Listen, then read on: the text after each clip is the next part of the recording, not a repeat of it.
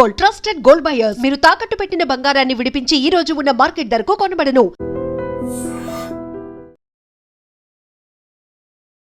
నమస్తే, welcome to I dream. నేను వలి. ప్రస్తుతం లైవ్ కాల్లో జాయిన్ అయ్యారు రిటైర్డ్ ఆర్మీ మేజర్ వివి రావు గారు. సార్తో మాట్లాడదాం. సార్ నమస్కారం. నమస్కారం అండి. వివి రావు గారు, ఇస్లామాబాద్ వేదికగా చర్చలు జరుగుతున్నాయి అమెరికా ఇరాన్ కి. ఆల్రెడీ రెండు దేశాల ప్రతినిధి బృందాలు కూడా చేరుకున్నట్టుగా తెలుస్తోంది. అయితే ఇరాన్ రెండు కండిషన్స్ పెడుతుంది సార్. ఈ చర్చలు జరగాలి అంటే, ప్రారంభం కావాలి అంటే రెండు కండిషన్స్. ఒకటి, లెబనాన్ మీద దాడులు పూర్తిగా ఆపేయాలి ఇజ్రాయెల్. ఇక రెండోది, మొత్తం ఆ ప్రపంచ దేశాల్లో ఉన్నటువంటి ఇరాన్ ఆస్తులు ఏవైతే ఉన్నాయో వాటిని అమెరికా సీజ్ చేసేసింది. వాటిని తక్షణమే విడుదల చేయాలి. ఇవి వెంటనే చేస్తే చర్చలు జరుగుతాయి అని కండిషన్ పెట్టిన పరిస్థితుంది. సో ఇప్పటి వరకు ఉన్నటువంటి సమాచారం మేరకు ఏమైనా ఈ రెండు కండిషన్స్ కి అమెరికా ఇజ్రాయెల్ యాక్సెప్ట్ చేసినటువంటి పరిస్థితి ఉందా సార్? ఇప్పటి వరకు వచ్చిన లేటెస్ట్ సమాచారం ప్రకారం అగ్రీ చేసినట్టు రిపోర్ట్ వస్తుందని. అయితే అధికారికంగా ప్రకటన రాలేదు. ఎందుకంటే రాత్రి ఇరాన్ టీం కొంచెం లేటుగా చేరుకుంది పాకిస్తాన్. చాలా జాగ్రత్తలు తీసుకుంది ఎక్కడ అసాసినేట్ చేస్తారని. స్పీకర్ ప్లస్ ఫారిన్ మినిస్టర్, మళ్ళా 69 మంది వేరే అధికారులు 3 ప్లేన్స్లో వచ్చారు. అందులో 2 డెకాయ్ ప్లేన్స్. తర్వాత Pakistan air force Iran enter అయ్యి అక్కడి నుంచి గైడెన్స్ తోటి తీసుకొచ్చింది. అలాగే ఈ సమయంలో ఎయిర్ బోర్న్ రెడార్ అంటారు, మొన్న ఒకటి డిస్ట్రాయ్ అయిపోయింది అమెరికాది సౌదీ అరేబియాలో. అటువంటి విమానాన్ని ఒకటి గాల్లో చూపెట్టారు. అంటే ఏంటంటే చాలా జాగ్రత్తలు తీసుకొచ్చారు. అమెరికన్ డెలిగేషన్ కూడా పొద్దున్న చేరుకుంది. అయితే ఇరాన్ డెలిగేషన్ మాత్రం ఫస్ట్ ప్రైమ్ మినిస్టర్ ఇంటికి వెళ్ళి ప్రైమ్ మినిస్టర్ని కలిసింది. మేము డైరెక్ట్గా అమెరికన్ వాళ్ళని కలవం, ప్రైమ్ మినిస్టర్ని కలుస్తాం, తర్వాత అమెరికన్ టీం కలుస్తుంది. నేను లాస్ట్ విన్న న్యూస్ వరకు ఇరానియన్ డెలిగేషన్ కలవడం జరిగింది, అమెరికన్ డెలిగేషన్ ఇంకా కలవడం జరగలేదు. దీని తర్వాత చర్చలు ఎలా ఉంటాయో చూడాలి. అయితే ఈ 2 డిమాండ్లకి మాత్రం అగ్రీ చేసినట్టు రిపోర్ట్ వస్తుంది. ఓకే, వేరే సంగతులు అంటారు సార్. ఇప్పుడు కొన్ని కండిషన్స్ పెట్టారు కదా, వీటికి యాక్సెప్ట్ చేస్తేనే యుద్ధం పూర్తిగా ఆగిపోతుందని. ఆ కండిషన్స్ 1 by 1 అసలు ఏమన్నా యాక్సెప్ట్ చేసే పరిస్థితి ఉందా? ప్రతిదీ చర్చించే అవకాశం ఉందా ఇవాళ భేటీలో? ప్రతిదీ చర్చించే అవకాశం ఉందండి. ఫస్ట్ థింగ్, అసలు డైరెక్ట్ గా 1-to-1 టాక్స్ చేస్తారా, లేకపోతే via proxies Asim Munir versus Shahbaz Sharif ద్వారా చేస్తారా, అంటే వాళ్ళిద్దరిని అటెండర్ లాగా వాడుకుంటారా అన్నది అది ఇంకా చూసుకోవాలి. నేను అనుకోవడం ఈ 2 కండిషన్స్ ఒప్పుకున్నారు కాబట్టి బహుశా కొంతవరకు చర్చలకు దిగే అవకాశం ఉంది. 1-to-1 డైరెక్ట్ టాక్స్ చేసే అవకాశాలు కనిపిస్తున్నాయి. అయితే మొత్తం మనం ఓవరాల్ సిచ్యువేషన్ చూస్తుంటే అమెరికా ఇంకొక రిపోర్ట్ ఇచ్చింది. చైనా కొత్తగా air defence weapons, missile material ఇవన్నీ సప్లై చేయడానికి రెడీగా ఉంది ఇరాన్కి. అంటే ఏంటంటే చైనా సప్లై వాళ్ళకి ఇష్టం లేదు. రెండవది, అసలు ఈ మొత్తం మీటింగ్లో ఎవరి వల్ల యుద్ధం మొదలైందో, ఎవరి కోసం యుద్ధం చేస్తున్నారో ఆ పార్టీయే లేదు ఇజ్రాయెల్. ఇదంతా మొట్టమొదటిది ఇజ్రాయెల్ మనుగడ కోసం జరుగుతున్నది. ఇజ్రాయెల్ మనుగడ కోసం అమెరికా ఓల్డ్ పీస్ కమిటీ అని చెప్పి ఫామ్ చేసింది 2 నెలల క్రితం. అది ఇప్పుడు ఇంకా రూపం చెందలేదు. $18 బిలియన్ కమిట్మెంట్ కూడా ఇచ్చారు దానికి. తర్వాత జపాన్ ద్వారా డబ్బులు పోగు చేస్తామన్నారు. అయితే హమాస్ డిసామ్ కావాలంటే పక్కన ఉన్న హెజ్బుల్లా, హౌతీస్ డిసామ్ అవ్వాలి. ఈ హిజ్బుల్లా, హౌతీస్, హమాస్ 3 హెచ్లు డిసామ్ అవ్వాలంటే ఇరాన్ కంట్రోల్లో కావాలి. అందుకనే చెప్పి ఇరాన్ రిజీమ్ చేస్తే నాకు బెస్ట్ ఆప్షన్ అన్నట్టుగా వాళ్ళు ఆలోచించారు. ఆ విధంగానే వాళ్ళ ఇంటెలిజెన్స్ గ్యాదరింగ్ ప్రకారం, ఇంటెలిజెన్స్ రిపోర్ట్ ప్రకారం చర్చలు జరుగుతుండగానే 48+ తర్వాత కొంతమంది లీడర్స్ని, మొత్తం దాదాపు 55-56 సీనియర్ లీడర్స్ని అసాసినేట్ చేయడం జరిగింది. అయితే వాళ్ళు ఎక్కడ తప్పు వేశారంటే వాళ్ళు అనుకున్న విధంగా జరగలేదు. ఇరాన్ 2 సంవత్సరాల నుంచి తయారీగా ఉండి అన్ని విధాలుగా ఒకవేళ మనుషులు చనిపోతే, అసాసినేట్ అయితే నెక్స్ట్ ఎవరు తీసుకుంటారు, నెక్స్ట్ ఎవరు స్టెప్ తీసుకుంటారు, అలాగే డెవల్యూషన్ ఆఫ్ పవర్స్ కిందకున్న ఐఆర్జీసీ అధికారులకి అన్ని పవర్స్ డెలిగేట్ చేస్తారు. అలాగే ఎకానమీ మీద దెబ్బ కొట్టారు కాబట్టి వాళ్ళు ఎకానమీని ఎలాగ కంట్రోల్ చేసుకోవాలి, అలాగే వేరే వాళ్ళ ఎకానమీ మీద ఎలా దెబ్బ కొట్టాలన్నది చూస్తున్నారు. దాని ప్రకారమే హార్మూజ్ సంధిని ఇప్పుడు లేటెస్ట్ ప్రకారం ఏంటంటే హార్మూజ్ జలసంధిలో 3 రకాల ప్రాంతాలు ఉన్నాయి. 3 కిలోమీటర్ల వైడ్లో దాదాపు 33 కిలోమీటర్లు ఉన్నా కానీ కేవలం 3 కిలోమీటర్లే వాడచ్చు. అందులో డీపెస్ట్ పార్ట్ మేము మైనింగ్ చేసాం, అది వాడడానికి వీలేదని చెప్పేసి. అలాగే ఒమన్ సైడ్ ఉన్న పార్ట్ నుంచి మీరు ఎంట్రీ కావచ్చు, ఎవరైనా ఎంట్రీ కావచ్చు అని చెప్తారు. అయితే ఇరాన్ సైడ్ నుంచి మాత్రమే ఎగ్జిట్ అవ్వాలి, అంటే ఒమన్ సైడ్ నుంచి ఎగ్జిట్ అవ్వడానికి లేదు. అక్కడ మాత్రం మేము టోల్ ట్యాక్స్ వసూలు చేస్తాం. జనరల్గా ఇప్పుడు వరకు చెప్తున్నది ఏంటంటే బ్యారెల్కి $1, దాదాపు రోజుకి 20-24 లక్షల, అంటే 2 మిలియన్ ప్లస్ అక్కడి నుంచి ట్రాన్సాక్ట్ అవుతుంది కేవలం క్రూడ్ ఆయిల్. మిగతాది నైట్రోజన్ అవన్నీ ఎగ్జాక్ట్ స్టాటిస్టిక్స్ మన దగ్గర లేవు. Nitrogen plus CNG and LNG వాళ్ళు ఆ విధంగా వసూలు చేస్తున్నారు. కేవలం కంట్రోల్డ్ దాదాపు 500 షిప్స్ లోపల మిగిలిపోయి కేవలం 15 షిప్లే రోజు కామెంట్ చేశాడు సార్, దీని మీద కామెంట్ చేశాడు. అసలు ఇరాన్ నిజంగా గనక ఈ విధంగా టోల్ వసూలు చేస్తుంది నిజమైతే దాన్ని వెంటనే ఆ నిర్ణయాన్ని వెనక్కి తీసుకోండి అని కామెంట్ చేశాడు. ఇప్పుడు చర్చల్లో ఆ టోల్ గురించి ప్రస్తావన వస్తుంది, దానికి ఎంతవరకు యాక్సెప్ట్ చేస్తారు సార్? యాక్సెప్ట్ చేసే అవకాశాలు కనిపించట్లేదు ఇరాన్. ఎందుకంటే ఐఆర్జిసి కమాండర్ మాత్రం క్లారిటీతో చెప్పారు, మేము హార్ముజ్ జలసంధిలో టోల్ ట్యాక్స్ వసూలు చేయడం మానేది లేదు అని.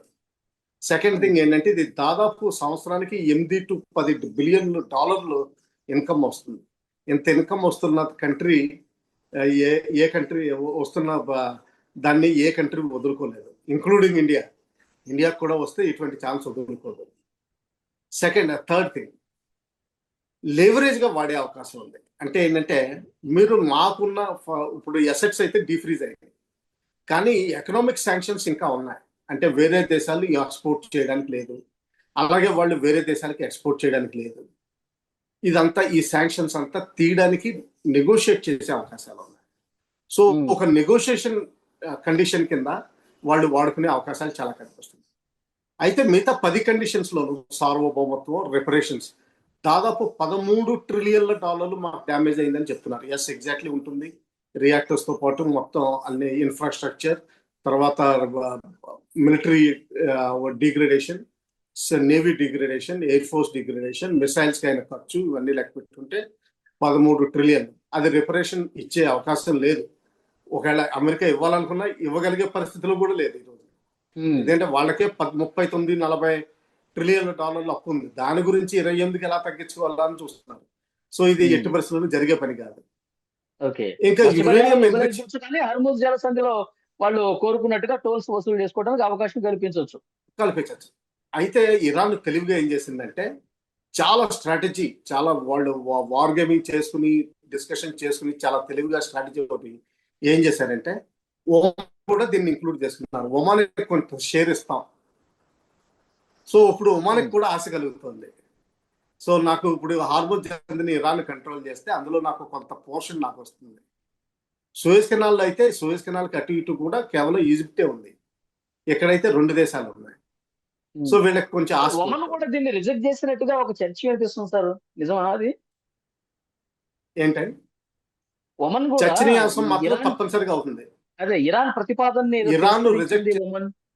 ఇరాన్ తప్పనిసరిగా దీన్ని ఓపెన్ చేయడాన్ని తిరస్కరిస్తుంది, అందులో డౌట్ ఏమీ లేదు. అయితే ఒకవేళ ఇప్పుడు అమెరికా డబ్బుల ఆశ చూపించి అంటే మీకు $8-10 బిలియన్ వస్తాయి అనుకుంటే నేను అది వేరే విధంగా కంపెన్సేట్ చేస్తాను. ఎలా కంపెన్సేట్ చేస్తానన్నది వేరే సంగతి. డైరెక్ట్గా మనీ ఇవ్వచ్చు, ఎందుకంటే యూక్రెయిన్కి 200 బిలియన్ అడిగింది లేనిపోయింది, వీళ్ళకి 8-10 బిలియన్స్ పర్ ఇయర్ ఇవ్వడం పెద్ద కష్టమే కాదు. రెండవది ఏంటంటే ఎకనామిక్ శాంక్షన్స్ లిఫ్ట్ చేసేసి మొత్తం ఆయిల్ అన్ని ఫ్రీగా అమ్ముకోగలిగితే దాన్ని ఇదొకటి. మూడవది ఏంటంటే మీ ఎకనామిక్ రీకన్స్ట్రక్షన్కి మేము హెల్ప్ చేస్తాం, మీకు పీస్ఫుల్ న్యూక్లియర్ రియాక్టర్ మేము కట్టి పెడతాం, దానికి యురేనియం కూడా మేము సప్లై చేస్తాం, మీరేం పట్టించుకోకలేదు. మీ కార్క్ ఐలాండ్ తిరిగి మేము రీకడతాం, ఎందుకంటే 60s కూడా అమెరికన్ ఫార్మ్సే కట్టినాయి. సో ఇప్పుడు మళ్ళీ తిరిగి కడతాం. సో అని ఆశ కూడా చూపించే అవకాశాలు ఉన్నాయి. సో ఏం జరుగుతుంది ఎగ్జాక్ట్లీ, కాకపోతే ఏంటంటే పాకిస్తాన్ మాత్రం చాలా బ్యాడ్ చాయిస్. ఇంతకీ ఒక మెమోలో ఏం నడుస్తుందంటే అమెరికా నుంచి విమానం జేడీ వ్యాన్స్ గారిని ఏదైతే తీసుకొస్తుందో మధ్యలో లండన్లో ఆగిందంట. లండన్ లో ఆగినప్పుడు ఆయన దీపావళిని చూశారంట, ఎందుకంటే ఇదే పాకిస్తాన్ అనుకుని. అంటే లండన్ అంతా ఎంత ఇస్లామైజేషన్ అయిపోయిందంటే అది పాకిస్తాన్ లో కనిపిస్తుంది, అదొక మేమే తిరుగుతుంది. అలాగా అంటే అది ఇది హాస్యాస్పదం అనుకోండి. పాకిస్తాన్ కి ఎకనామిక్ క్యాపబిలిటీ లేదు, ఫైనాన్స్ క్యాపబిలిటీ లేదు. తర్వాత వాళ్ళకి ఈ క్యాపబిలిటీ కూడా లేదు, మీడియేషన్ చేయగలిగే కెపాసిటీ. దానికి కొంచెం స్వతంత్రమైన పవర్స్ ఉండాలి, లీడర్స్ కి క్యాపబిలిటీస్ ఉండాలి. షరీఫ్ గారికి లేదు, అసీం మునీర్ గారికి అస్సలు లేదు. తర్వాత ముందు చూస్తే ఏంటంటే పాకిస్తాన్ షియాస్ మీద చాలా కోపం.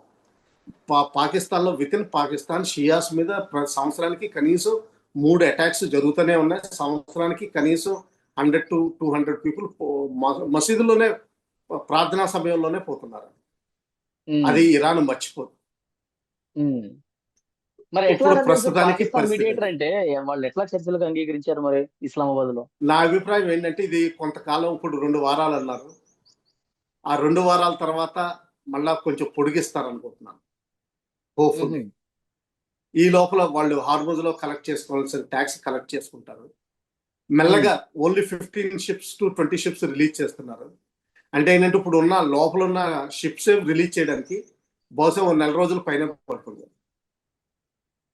సో దానివల్ల ఎలా జరుగుతుంది అన్నది మనం వేచి చూడాల్సి ఉందని చెప్పాలి. ఓకే సార్, ఇప్పుడు విమర్శలు ప్రతి విమర్శలు చాలా ఘాటుగానే జరుగుతున్నాయి. ఇంకా చర్చలు ప్రారంభం కాకముందే జేడీ వ్యాన్స్ ఏమంటున్నాడు, ఇరాన్ నిజాయితీగా ఉండాలి, ఈ సమయంలో నిజాయితీగా మాతో చర్చలు జరపాలి అని మాట్లాడుతూ ఉన్నాడు. డొనాల్డ్ ట్రంప్ ఏమో ఇంకా మా నౌకలు అక్కడే ఉన్నాయి, ఇంకా మా సైనికులు ఆయుధాలన్నీ కూడా మేము సిద్ధంగా ఉన్నాం, ఏమైనా తోకజాడిస్తే మేము ప్రతిదాడి గట్టిగా ఉంటుందని చెప్తున్నారు. ఇటు ఇరాన్ కూడా సేమ్ అదే అర్థం వచ్చేలా మాట్లాడుతున్నటువంటి పరిస్థితి ఉంది. ఇంకా ఈ స్థాయిలో వ్యాఖ్యలు జరుగుతుంటే అవి చాలా సుఖప్రదమైనటువంటి సానుకూలమైనటువంటి ఫలాలు ఇచ్చే అవకాశం ఉందా ఈ చర్చలు? చాలా మందిలో డౌట్. ఇందులో ఏంటంటే ఇది ఒక వింత పరిస్థితి. ఇద్దరు పైకి మేకపోతు గాంభీర్యం చూపిస్తున్నా, మేము గెలిచామని చెప్పుకుంటున్నా, లోపల ఇద్దరికి యుద్ధం ఇష్టం లేదు. ఎందుకంటే ఇరాన్ అయితే నష్టపోయింది, వాళ్ళ ఆయిల్ ఎక్స్పోర్ట్ కి దెబ్బతింటుంది. అలాగే వాళ్ళకి బ్యాకప్ గా బ్యాక్గ్రౌండ్ లో ఉండి చైనా చేస్తున్న పని అయితే వాళ్ళకి 40 రోజులు ఆయిల్ సప్లైస్ ఆగిపోయినాయి. సో దానివల్ల ఏంటంటే వాళ్ళు రిప్లెనిష్ చేసుకోవాలని చూస్తారు. వాళ్ళకి మనకంటే 3 రెట్లు ఎక్కువ, ఇండియా కంటే 3 రెట్లు ఆయిల్ కన్సంప్షన్ ఎక్కువ. మనకి 5 లక్షల బ్యారెల్స్ ప్లస్ మనం డైలీ వాడితే వాళ్ళకి 15 లక్షల బ్యారెల్స్ ప్లస్ వాడతారు. సో ఇది ఇంత రిప్లెనిష్ చేసుకోవాల్సిన అవసరం. సో చైనాకి యుద్ధం ఇష్టం లేదు, కానీ స్టేల్మేట్. ఎందుకంటే ఇప్పుడు ఇజ్రాయెల్కి ఇంకా వాళ్ళు అనుకున్నది కుదరలేదు. ఇంకా మూడోది చూస్తే కొన్ని అమెరికన్ న్యూస్ పేపర్స్ రిపోర్ట్స్ ప్రకారం చూస్తే ఇజ్రాయెల్లో అక్టోబర్లో ఎలక్షన్స్ డ్యూ, నార్మల్ టైంలో. అయితే మైనారిటీలో ఉంది గవర్నమెంట్, నెటాన్యాహు గారు. సో ఇప్పుడు ఎప్పుడైతే సక్సెస్ కనిపిస్తుందో obviously would like to cash in, అంటే ఆ సక్సెస్ ని ఓటర్స్ చూపించుకుని ఓట్స్ సంపాదించే లక్షణాలు డెమోక్రసీలో ఎలాగా ఉంటాయి. It is but natural. So June కూడా ప్రీపోన్ చేసే అవకాశాలు కనిపిస్తున్నాయి, అక్టోబర్ నుంచి 3 నెలలు 4 నెలలు ప్రీపోన్ చేసి. అయితే ప్రజా సర్వే ప్రకారం మనకి ఎలక్షన్ టైంలో సర్వే ఎలా చేస్తారో అలా సర్వే చేస్తే అందరూ ఇరాన్ని వదలొద్దు అంటున్నారు. ఒకవేళ వదిలితే మాత్రం అంటే నెటాన్యాహు గారికి ఎలక్షన్స్ లో ఓడిపోతాడు. ఆయన ఎలక్షన్స్ లో ఓడిపోతే ఆయన మీద అసలే criminal charges and financial mismanagement charges విపరీతంగా ఉన్నాయి. ఇవన్నీ మళ్ళీ పైకి వస్తాయి. సో ఆ విధంగా చూస్తే ఏంటంటే ఇజ్రాయెల్ సైడ్ నుంచి మాత్రం ఎట్టి పరిస్థితుల్లో లెబనాన్ మీద దాడులు చేసేది అందుకే అంటారా, అక్కడ ఎలక్షన్స్ ఉన్నాయి కాబట్టేనా?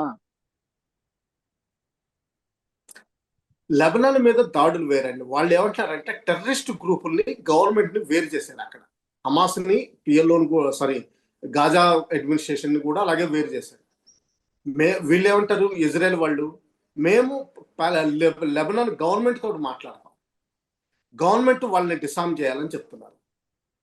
అందుకనే చెప్పి ఇప్పుడు నెక్స్ట్ వీక్ ట్యూస్డే వెడ్నెస్డే ఆ టైంలో అమెరికాలో లెబనీస్ గవర్నమెంట్ కి ఇజ్రాయెల్ కి టాక్స్ జరుగుతాయని చెప్పి ప్రకటించారు. హిజ్బుల్లా కనలేదు, ఇది హిజ్బుల్లా జరగలేదు. ఒకవేళ వీళ్ళు ఏదైనా చర్చించుకుని ఏదైనా అగ్రిమెంట్కి వచ్చినా కానీ హిజ్బుల్లాని కంట్రోల్ చేయగలిగే స్తోమత లెబనీస్ గవర్నమెంట్కి లేదు. ఉమ్, అక్కడ హిజ్బుల్లాకి కొంతమంది సపోర్ట్ లో ఎంపీస్ కూడా ఉన్నారు. వాళ్ళు అపోజిషన్ లో ఉండి రేకప్ చేయగలరు. తర్వాత చిన్న దేశం కాబట్టి వాళ్ళ మాటలు పట్టించుకోరు. అయితే ఇజ్రాయెల్కి మాత్రం ఒక అండర్ గ్రౌండ్ బ్యాక్గ్రౌండ్ లో ఒక ఇంట్రెస్టింగ్ ఫినామినన్ కనిపిస్తుంది. ఏంటంటే వాళ్ళకి లెబనాన్ లో ఉన్న ఒక నది ఉంది. ఆ లిక్విడ్ నది ఏదైతే ఉందో అది ముందర సెంటర్ లోంచి ఫ్లో అయ్యి, దాదాపు సెంటర్ లోంచి ఫ్లో అయ్యి ఈస్టర్న్ సైడ్ నుంచి ఫ్లో అయ్యి సడన్ గా టర్న్ తీసుకుని సముద్రంలో జాయిన్ అయిపోతుంది మెడిటరేనియన్ సీ. ఈ ప్రాంతాన్ని అంటే దాదాపు 10 to 15 kilometres plus vertically 10 to 15 kilometres Syria తోటి దేనితోటి జాయిన్ అవుతుందో ఈ పోర్షన్ ఇజ్రాయెల్ ఉంచుకోవాలనుకుంటాం. ఉమ్, ఇక్కడ హెజ్బుల్లా పవర్ తక్కువ ఉంటుంది. నార్త్ వెస్ట్ లో హెజ్బుల్లా పవర్ ఎక్కువ ఉంటుంది, బెరూట్ ఇటువంటి ఏరియాలో. సో అటువంటి కంట్రోల్ తీసుకుని మెల్లగా ఇరాన్ ఇంకా రెజ్యూమ్ చేంజ్ ఈ రోజు కాకపోతే రేపు ఎలాగైనా చేంజ్ చేయాలని మళ్ళీ చూస్తుంది. అమెరికా మాత్రం నా దృష్టిలో ఏంటంటే ఇక్కడ నుంచి సీన్ నుంచి బయటకు వెళ్ళిపోతుంది సైలెంట్ గా. దానికి ఒక కారణం దొరకాలి, బయటకు వెళ్ళిపోతుంది. బయటకు వెళ్ళిపోయిన తర్వాత పరిస్థితి తారుమారు అయినా కానీ తిరిగి వచ్చే అవకాశాలు చాలా తక్కువ. ఉహుం, అది నా అభిప్రాయం. ప్రస్తుతానికి అయితే చర్చలు ప్రొలాంగ్ అయ్యే అవకాశాలు నాకు ఎక్కువ కనిపిస్తున్నాయి. ఎందుకంటే 10 పాయింట్ ఎజెండాలో చాలా వరకు కొన్ని 2-3 అగ్రిమెంట్ అయినా కానీ మిగతా అగ్రిమెంట్ అయ్యే విధంగా కనిపించట్లేదు. యుఎస్ఏ హోలిస్టికల్లీ ఇందాక మనం అనుకున్నట్టుగా మీ కంట్రీని డెవలప్ చేయడానికి మేము తయారుగా ఉన్నాం, యురేనియం న్యూక్లియర్ పవర్ ప్లాంట్స్ ఇస్తాం, యురేనియం కూడా సప్లై చేస్తాం, మీ ఆర్మీని బిల్డప్ చేస్తాం, అన్ని ఇలాంటి ఇన్ఫ్రాస్ట్రక్చర్ రిపేర్ చేస్తాం, కార్క్ ఐలాండ్ రిపేర్ చేస్తాం, మీరు ఎక్స్పోర్ట్స్ చేసుకోవచ్చు. కానీ వాళ్ళు కండిషన్ ఒకటే పెడతారు, డాలర్ టర్మ్స్ లోనే జరగాలి. ఇలా జరిగే అవకాశాలు కనిపిస్తున్నాయి వయా మీడియాగా. అప్పుడు అమెరికా బయటకు వెళ్ళిపోతుంది, ఇంకా ఇజ్రాయెల్ తన పని తాను చూసుకోవాల్సి ఉంటుంది. 2-3 సంవత్సరాల తర్వాత తిరిగి వచ్చే అవకాశాలు ఉన్నాయి. సో ఈ సిచ్యువేషన్ ప్రొలాంగ్ అయ్యే అవకాశాలు నాకు కనిపిస్తున్నాయి. ఎందుకంటే 2 దేశాలు యుద్ధం కోరుకోవట్లేదు, కానీ గెలుపును మాత్రం కోరుకుంటున్నాయి. అది ఓకే సార్, చూద్దాం సార్ ఈ చర్చలు ఏ మేరకు జరుగుతాయి, దీని తర్వాత ఉన్నటువంటి పరిణామాల మీద మళ్ళీ మాట్లాడదాం. Thank you very much sir.